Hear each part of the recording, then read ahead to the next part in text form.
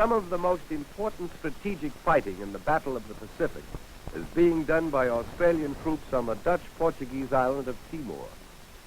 Like the Philippines, it was captured by the Japs more than a year ago. The world has learned from reports of the Japs themselves that American and Filipino troops are still resisting in the hills of the Philippines. On this island of Timor, a band of Australians, isolated from the mainland when the Jap force moved in, fought on for 10 months before contact was reestablished. They withdrew into the jungle and set up an unconventional headquarters. Friendly natives helped the Australians in every way. They helped find food when army rations gave out early in the fight. The Australians were grateful for an occasional feast of deer meat or even water buffalo. Grateful even for a baby crocodile that the natives brought in.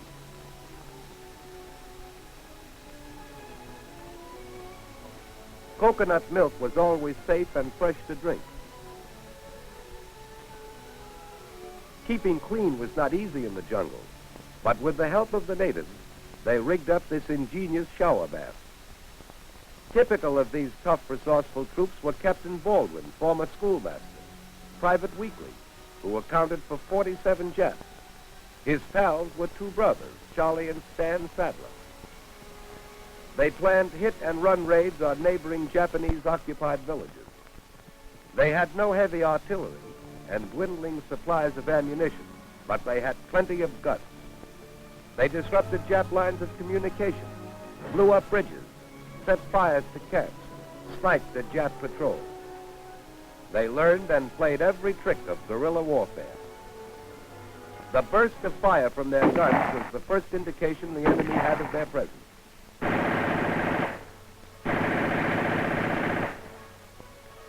Their native allies, with spears and flaming torches, routed the last of the Japs. The score of many such expeditions was 600 dead Japs with a loss of only 17 Australians. Without a radio to reach the mainland, the men knew they could not go on indefinitely, that ammunition would eventually be exhausted. They picked up scraps of wire, odd pieces of tin, melted solder out of old gear. At night, they went through the Jap lines and stole the generator and battery out of a car. With these odds and ends, they built a crazy contraption that really worked. After many heartbreaking attempts, they finally got a signal through to Darwin. When the mainland listening post heard the first feeble flash from Timor, it was received with great excitement, and then with suspicion. All stations were ordered off the air to prevent interference. The troops had been presumed lost, and the message that came through sounded like a typical Jap trick to lure more Australian soldiers into a trap. But the men of the force were known personally to the signal officers, so to test the authenticity of the message, they tapped out the question: to prove your identity, give Christian name of Jack Sargent's wife. Answer immediately. Quickly, the reply was sent out. The single word that was to bring them food, ammunition, and the admiration and wonder of the whole world. And so the relief planes came, dropping supplies and mail to the men who had not heard from home in 10 months. Giant Major Ludlow, commanding officer of this unbeatable unit, thanked his men for their decision to remain and finish the fight. In the words of their own tough Corporal Jones, they will stay until they can say, "Pack up your gear. You're not needed here. This island has run out of Japs."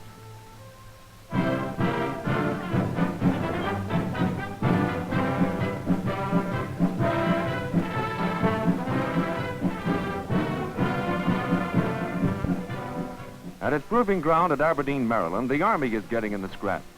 New weapons for old are coming from museums and Army warehouses. These 10-inch caliber shells for guns now obsolete weigh 2,400 pounds apiece. Two of them will make an 8-inch howitzer. These old-time utensils of war, which modern battle tactics have rendered useless, are now mobilized.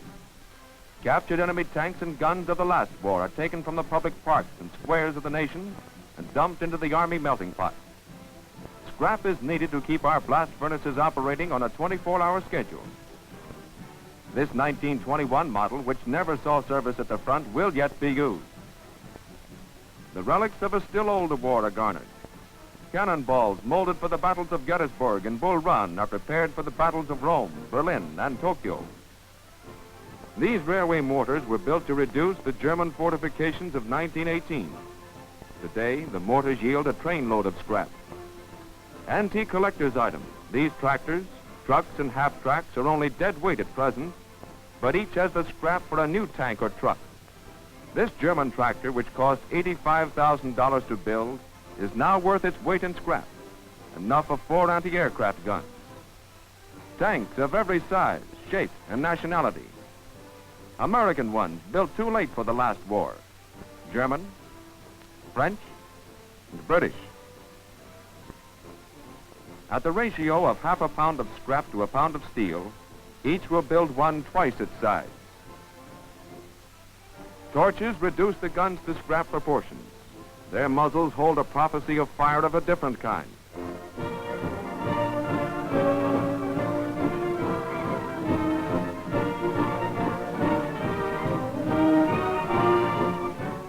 This was the largest of the German field pieces which battered the forts of Liège in the early days of August 1914. Cutting it down to melting size, 8 4-ton trucks will be its contribution to the cause of the United Nations. The value of scrap is obvious when we understand the tremendous saving it effects in the manufacture of steel. In making 90,000 tons of steel, 121,000 tons of raw material are saved with the use of scrap. 45,000 tons of ore, 54,000 tons of coal, 22,000 tons of limestone. The saving in manpower, transportation, and furnace capacity is equally impressive. The time element is cut in half. Scrap is vital. The Army is salvaging its own.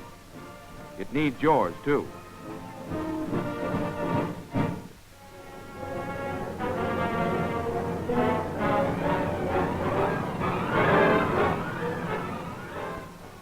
May 13th, 1933. In Nazi Germany, 25,000 books, outlawed by Hitler, were burned. On that day, innumerable classics of literature went up in the flame of the new order.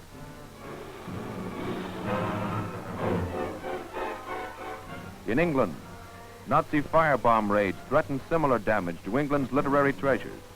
Steps had to be taken to preserve at least a record of the most important documents in books from possible destruction. To accomplish this, the English are now photographing them on microfilm. Ordinary motion picture film is used. But a whole page of a book can be copied on one frame of film, an area of about 1 square inch. An entire book can be photographed on a single small roll of film. The process is similar to the one developed by our government to microfilm the millions of letters being sent abroad to the men in the armed services by V-mail. Thousands of rare books, Shakespearean portfolios, and rare documents have been recorded in this way and shipped to safety in America. Here they are received and permanently housed in the Library of Congress in Washington, D.C. for study by our students. On arrival, each film is checked and stamped by the librarian for reference and study. The film is put on a large viewer which enlarges each photographed page so it may be easily read. A description of each microfilmed book is placed in a card catalog. The original film is then filed away in safety in the basement of the Library of Congress. Here they will remain for the study and enjoyment of future generations of free peoples.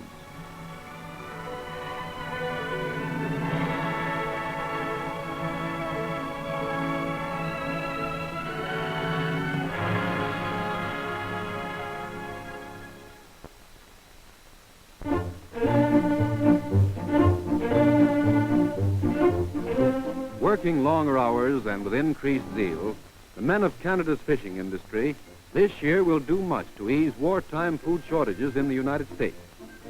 Stepped up production during the herring season has resulted in the greatest haul in 16 years.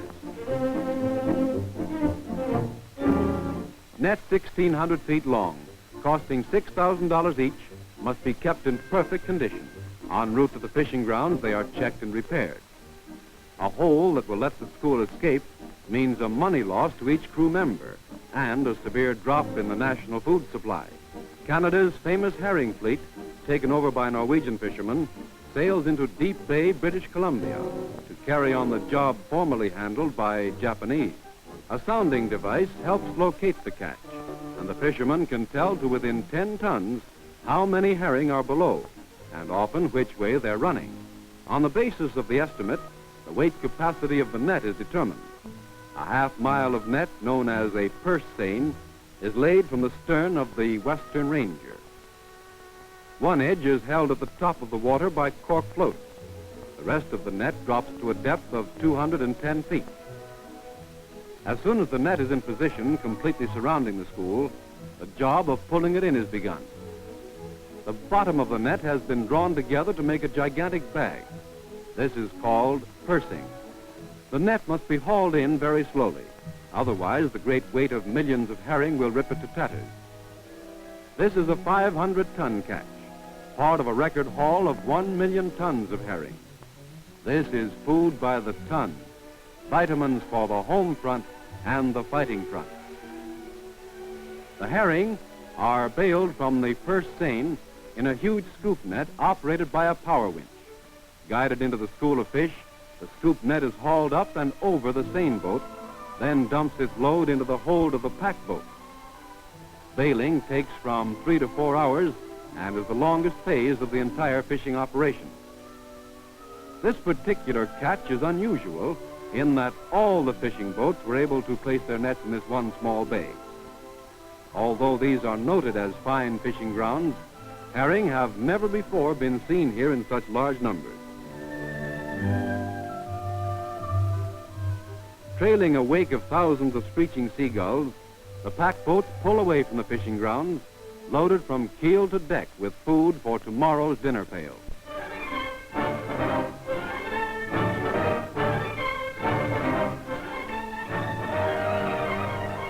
On November 19, 1942, a special Moscow communique picks out a single event in the vast wave of the Russian counterattack. 5,000 Nazis killed, many times that number wounded in a battle at the approaches to Ordzhonikidze in the central Caucasus. The mountains lie athwart the Caucasus from the Caspian to the Black Sea. Over them, the road lifts from Ordzhonikidze in the north to Tbilisi in the south. Up over that road, the trucks pour oil from Baku and arms from the Persian Gulf into the body of Russia. Down over that road, the Germans hope to fall on the Baku oil, the cotton and manganese and the red tangerines of the Black Sea coast. This is a skirmish on the high margin of the battle, among the soundless peaks of the tallest mountains in Europe. The Germans are Alpine troops, Austrians or Bavarians. The Russians are Cuirassiers or Georgians or Kabardines, cunning in their own mountains. They have the indomitable pride of mountaineers everywhere, Kentuckians or Scotch Highlanders. The Germans form up in dark files at the bottom of a snowy valley. They assemble a modern field piece, but some of their guns are old mountain howitzers on the wagon wheel carriages of World War days. This is the most personal kind of war. Each man must know the mountains and know his enemy. Each man is the hunter and the hunted.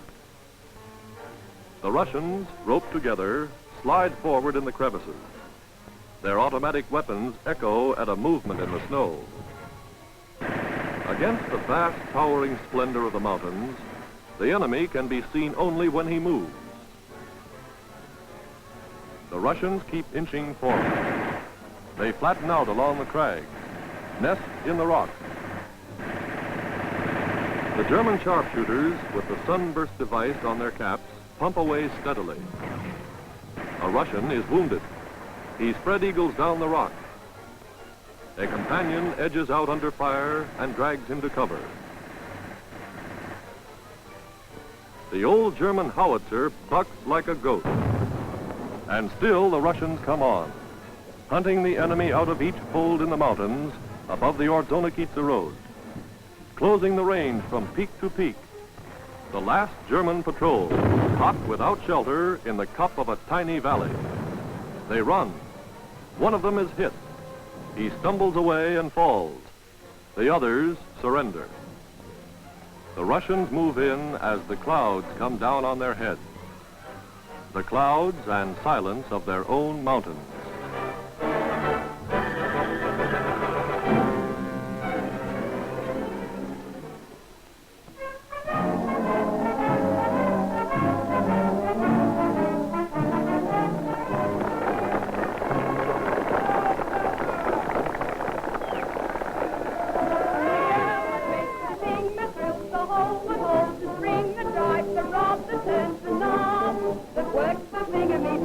I'm the girl that makes the thing that holds the oil that oils the spring that drives the shank that moves the crank that works the Thingummybob. It's a tickly sort of job making a thingummybob, especially when you don't know what it's for. But it's the girl that makes the thing that drills the hole that holds the ring that works the Thingummybob that makes the engine roll. The thing that holds the oil that oils the spring that takes the shank that moves the crank that works the Thingummybob. It's a tickly sort of job making a thingummybob, especially when you don't know what it's for. But it's the girl that makes the thing that drills the hole that holds the spring that works the Thingummybob that makes the engine roll.